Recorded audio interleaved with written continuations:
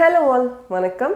இந்த வீடியோல நமக்கு ஒரு சப்ஸ்கிரைபர் ஒரு கான்வர்சேஷன் எடுத்து அந்த கான்வர்சேஷனை எப்படி இங்கிலீஷ்ல பேசுறது அப்படின்னு கேட்டிருந்தாங்க. ஸோ அந்த கான்வர்சேஷன் தான் இந்த வீடியோவில் நம்ம பார்க்க போகிறோம். ஸோ ஃபர்ஸ்ட் அந்த கான்வர்சேஷன் என்ன அப்படிங்கிறது தமிழில் எழுதிட்டு அதுக்கு எப்படி இங்கிலீஷில் பேசணும் அப்படிங்கிறத பார்க்கலாம். ஸோ இந்த இடத்துல ரெண்டு பர்சன் வச்சுக்கலாம், பர்சன் ஏ பர்சன் பி.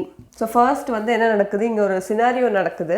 இந்த சினாரியோவில் அவங்க வந்து கிரவுண்டுக்கு போயிருக்காங்க. பட் கிரவுண்டில் போய் பார்க்கும்போது அவங்க ஃப்ரெண்ட்ஸ் யாருமே வரல. ஸோ யாருக்கெல்லாம் கால் பண்ணணுமோ அவங்களுக்குலாம் கால் பண்ணிட்டு வரீங்களா அப்படின்ற மாதிரிலாம் கேட்டிருக்காங்க. பட் யாருமே வராதனால அகெயின் அவங்க வீட்டுக்கு போகலாம் அப்படின்னு சொல்லி பிளான் பண்ணியிருக்காங்க. ஸோ இந்த கான்வர்சேஷன் தான் நம்ம எப்படி வந்து அவங்க தமிழில் பேசினதை இங்கிலீஷில் எப்படி பேசணும் அப்படிங்கிறத பார்க்க போகிறோம். ஃபர்ஸ்ட் வந்து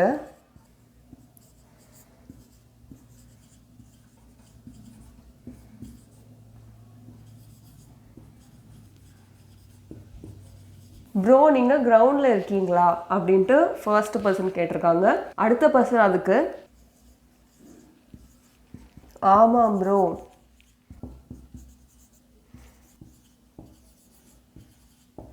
இங்கே யாருமே இல்லை அப்படின்னு சொல்லியிருக்காங்க.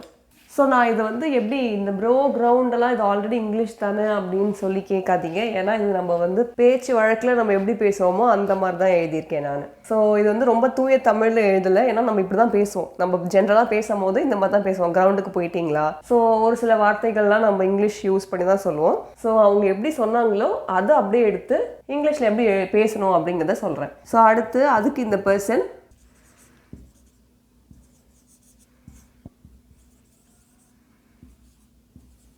நேதாஜிக்கு கால் பண்ணேன். ஸோ இவங்க என்ன சொல்லிட்டாங்க அப்படின்னா மீட்டிங்கில் இருக்கேன்.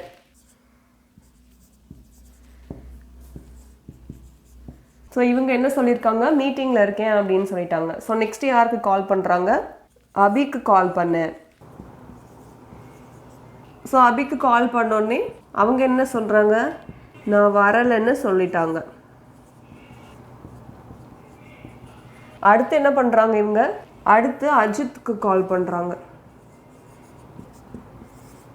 அஜித்துக்கு கால் பண்ணி என்ன செய்யலாம்னு கேட்டேன்.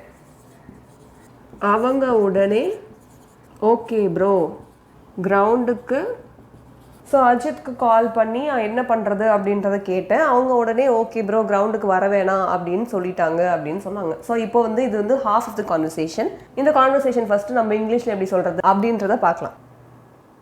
ஸோ ஃபர்ஸ்ட் வந்து இதெல்லாம் இங்கிலீஷில் எப்படி சொல்கிறது அப்படின்றத பார்த்துட்டு ரெஸ்ட் ஆஃப் த கான்வர்சேஷன் என்ன அப்படிங்கிறத பார்க்கலாம். ஸோ ஃபர்ஸ்ட் ப்ரோ நீங்கள் கிரவுண்டில் இருக்கீங்களா அப்படின்னு கேட்டது ப்ரோ அப்படியே வச்சுட்டு, இந்த இடத்துல நீங்கள் கிரவுண்டில் இருக்கீங்களா அப்படின்னு கேட்டது are you at the ground, are you at the ground அப்படின்னு கேட்கணும். Bro are you at the ground. So அடுத்த பர்சன் என்ன சொல்கிறாங்கன்னா yes bro no one is here. இங்கே யாருமே இல்லை அப்படின்னா no one is here. Okay. அடுத்தது நேதாஜிக்கு கால் பண்ண மீட்டிங்கில் இருக்கேன்னு சொன்னாங்க. அபிக்கு கால் பண்ண நான் வரலன்னு சொல்லிட்டாங்க. அஜித்துக்கு கால் பண்ணி என்ன பண்ணுறது அப்படின்னு கேட்டேன். அவங்க உடனே ஓகே ப்ரோ கிரவுண்டுக்கு வர வேண்டாம் அப்படின்னு சொல்லிட்டாங்க அப்படின்னு சொல்கிறாங்க. ஸோ ஃபர்ஸ்ட் யாருக்கு கால் பண்ணாங்க, நேதாஜி அப்படின்ற ஒரு பர்சனுக்கு கால் பண்ணியிருக்காங்க. ஸோ நேதாஜிக்கு கால் பண்ணேன் அப்படின்றது பாஸ்ட் டென்ஸில் இருக்குது, கால் பண்ணேன். ஸோ இங்கே ஸோ ஃபர்ஸ்ட் என்ன சொல்லணும், ஐ கால் நேதாஜி. அவங்க என்ன சொன்னாங்க, மீட்டிங்கில் இருக்கேன்னு சொன்னாங்க. He said he was in a meeting. Okay. So நேதாஜிக்கு கால் பண்ணேன் அப்படின்றத ஐ கால்டு நேதாஜி. அவங்க என்ன சொன்னாங்க, மீட்டிங்கில் இருக்கேன்னு சொன்னாங்க. So he said he was in a meeting. So he said he was in a meeting. அடுத்தது யார் கால் பண்ணாங்க, அபிக்கு கால் பண்ணேன். ஸோ தென் ஐ கால்ட் யாருக்கு, அபி. ஸோ இந்த பர்சன் என்ன சொல்கிறாங்க, நான் வரலன்னு சொல்லிட்டாங்க. Then I called Abhi.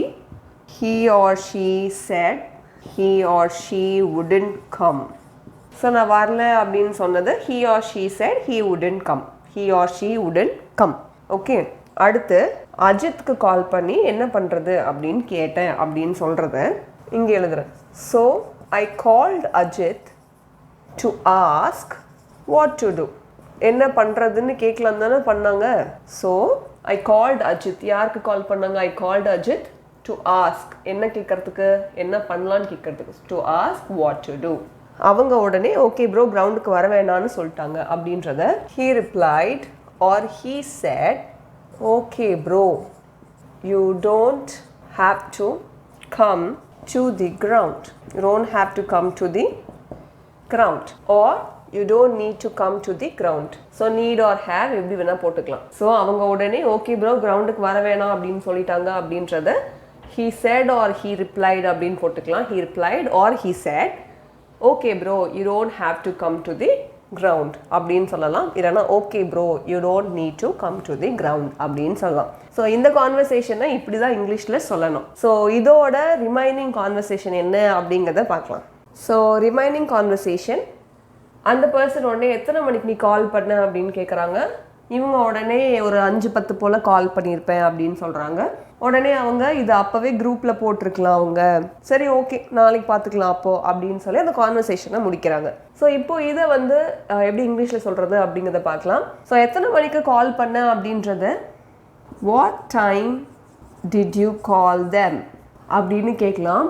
R when did you call them அப்படின்னும் கேட்கலாம். ஸோ இது ரெண்டு விதமாகவும் கேட்கலாம். அட் வாட் டைம் அப்படின்னு கேட்கலாம். Or what time did you call them or when did you call them இதெல்லாம் வந்து கரெக்ட் தான். ஸோ 5-10 போல் கால் பண்ணேன் அப்படின்றத ஐ கால்ட் அரவுண்ட் 5:10.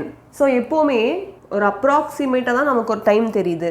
கரெக்டாக எக்ஸாக்ட் டைம் தெரியல. நமக்கு எப்போவுமே வந்து 5:17 ஆர் 5:12 இந்த மாதிரி டைம்லாம் நம்மளால் எக்ஸாக்டாக சொல்ல முடியாது சம்டைம்ஸ். ஸோ நம்ம என்ன சொல்லுவோம் ரவுண்ட் ஆஃப் பண்ணி 5:12 அப்படின்னா 5:10 ஆர் 5:20 இந்த மாதிரி நம்ம சொல்லியிருப்போம் இல்லையா. 5:20 கிட்ட கால் பண்ணியிருப்பேன். அந்த மாதிரி நமக்கு அப்ராக்சிமேட்டாக தெரியாத டைமில் ஐ கால்ட் அரவுண்ட் 5:10.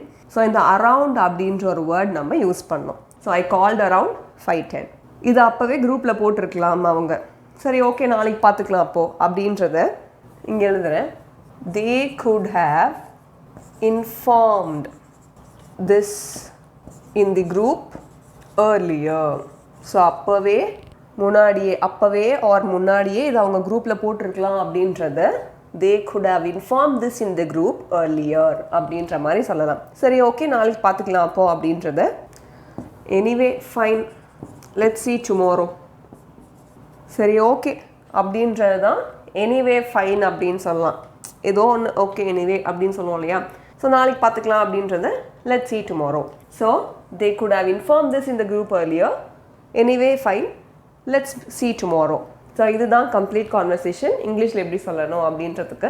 உங்கள் ஃப்ரெண்ட் உங்ககிட்ட இன்ஃபார்ம் பண்ணாமல் இந்த மாதிரி சடனாக ஏதாவது ஒரு பிளான் வந்து கேன்சல் பண்ணுறாங்க, நீங்கள் கேட்டதுக்கப்புறம் தான் சொல்கிறாங்க அப்படின்னா அவங்களுக்கு மறக்காமல் இந்த வீடியோ அனுப்புங்க. ஆல்சோ உங்களுக்கு இந்த மாதிரி வேறு ஏதாவது ஒரு கான்வர்சேஷன் எப்படி இங்கிலீஷில் மாற்றுறதுன்னு தெரியல, எப்படி இங்கிலீஷில் பேசணும்னு தெரியல அப்படின்னா அதையும் எங்களுக்கு காமெண்ட்டில் சொல்லுங்கள். நெக்ஸ்ட் வீடியோவில் அதை பார்க்கலாம். Thank you so much. நன்றி.